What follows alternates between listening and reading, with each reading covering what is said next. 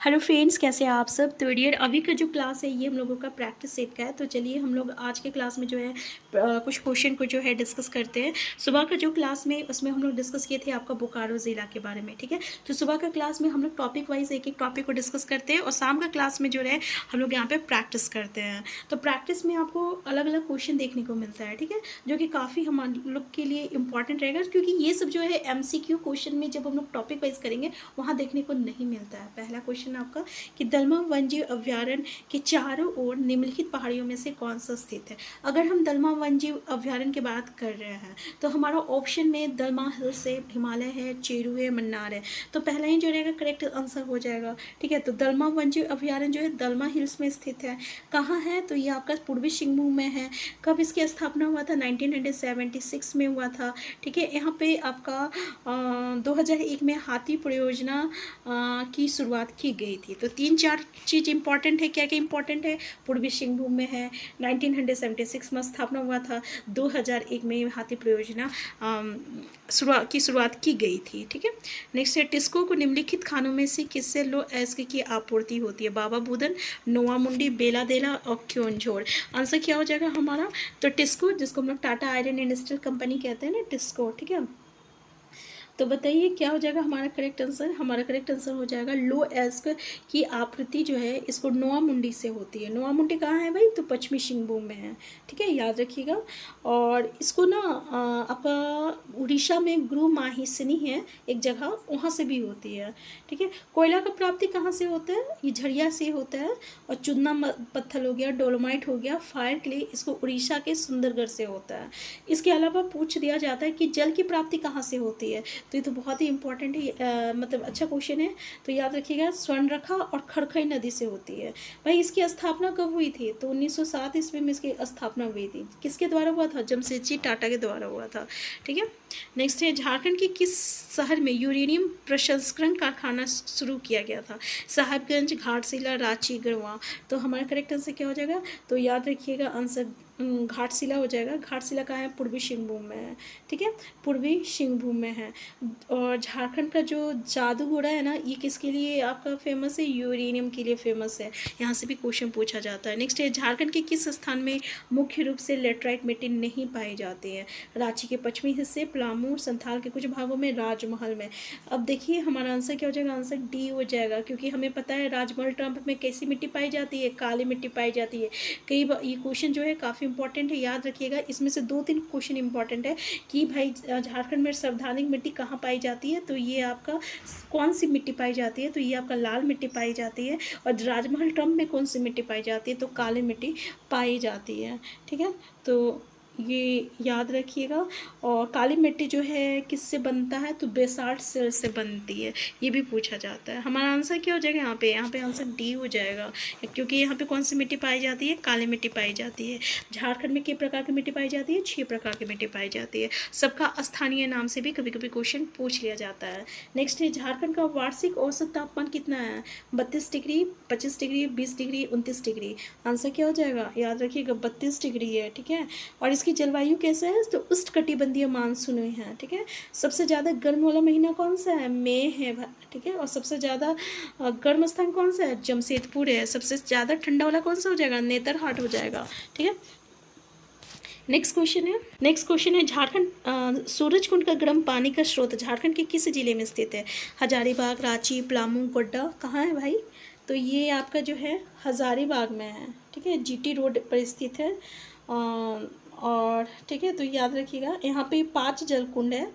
और इसमें तापमान जो रहता है 169 से लेकर 190 डिग्री तक रहता है, सॉरी 90 फ़ारेनहाइट में रहता है, ठीक है। 5 कुंड लक्ष्मण कुंड है, ब्रह्म कुंड है, राम कुंड है, सीता कुंड है। कितना कुंड हुआ?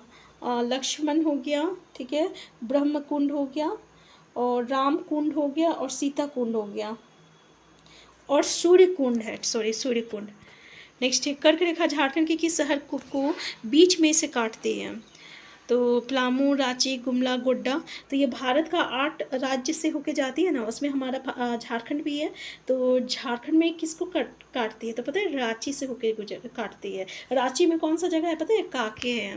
नेक्स्ट है जैन ग्रंथियों में भगवान महावीर के लोड़े ए यादगार की यात्रा का संदर्भ है मुंडारी में, जिसका अर्थ है जंगल, प्रतिषेध स्थल, आशु की नदी और एकांत में झाड़ियाँ।